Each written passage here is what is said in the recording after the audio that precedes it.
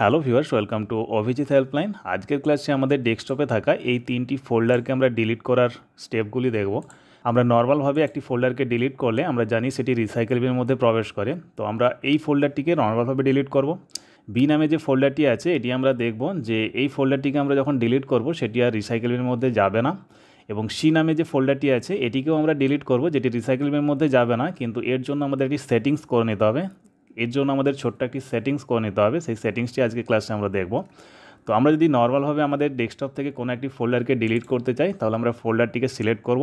এখন আমরা চাইলে কিবোর্ড থেকে ডিলিট অপশান প্রেস করতে পারি। এছাড়াও ফোল্ডারের উপর রাইট ক্লিক করে আমরা যদি ডিলিট অপশানে ক্লিক করি আমরা দেখতে পাবো আমাদের ফোল্ডারটি ডেস্কটপ থেকে ডিলিট হয়ে গেছে। এখন আমরা যদি রিসাইকেল বিন এর উপর ডবল ক্লিক করি তাহলে দেখতে পাবো আমাদের ফোল্ডারটি ডেস্কটপ থেকে রিসাইকেল বিনের মধ্যে চলে এসেছে।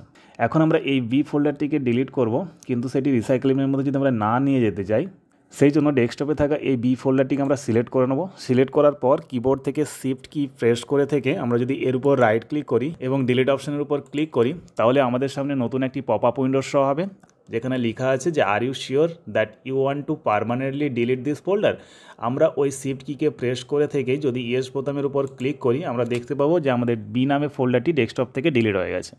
এখন যদি আমরা রিসাইকেল বিনের মধ্যে প্রবেশ করি দেখতে পাবো যে বি ফোল্ডারটি ডেস্কটপ থেকে ডিলিট হওয়ার পরও আমাদের রিসাইকেল বিনের মধ্যে আসেনি। এভাবেই ডেস্কটপ থেকে কোনো ফোল্ডারকে ডিলিট করার সময় আমরা যদি সেটিকে রিসাইকেল বিনের মধ্যে না নিয়ে আসতে চাই সেই জন্য ডিলিট করার সময় শিফট কিকে প্রেস করে থাকতে হবে।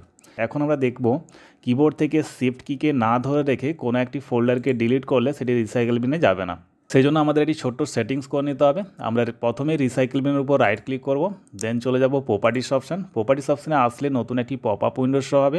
আমরা এখানে একটু লক্ষ্য করলে দেখতে পাবো যে সেটিংসের ভিতরে আমাদের দুটি অপশান আছে, একটি আছে কাস্টমাইজ সাইজ আর একটি আছে don't move file to the recycle bin, remove file immediately when deleted.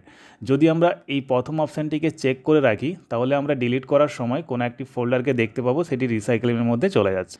এখন যদি আমরা এই 2 নম্বর অপশানটিকে চেক করে নিই দেন অ্যাপ্লাই করে ওকে বোতামে ক্লিক করে নিই তাহলে কী হবে, যখন কোনো ফাইল বা ফোল্ডারকে ডিলিট করব সেই ডিলিট করা ফাইলটি ডেস্কটপ থেকে ডিলিট হওয়ার পরও রিসাইকেল বিনের মধ্যে যাবে না। এভাবেই চাইলে আমরা আমাদের রিসাইকেল বিনের মধ্যে এই ছোট্ট সেটিংসটি করে রাখতে পারি, যার ফলে আমাদের ডেস্কটপ বা যে কোনো জায়গা থেকে আমাদের কম্পিউটারে কোনো ফাইলকে ডিলিট করলে সেই ডিলিট করা ফাইলগুলি আমাদের রিসাইকেল বিনের মধ্যে প্রবেশ করবে না, সেগুলি পার্মানেন্টলিভাবে আমাদের কম্পিউটার উইন্ডোজ থেকে রিমুভ হয়ে যাবে।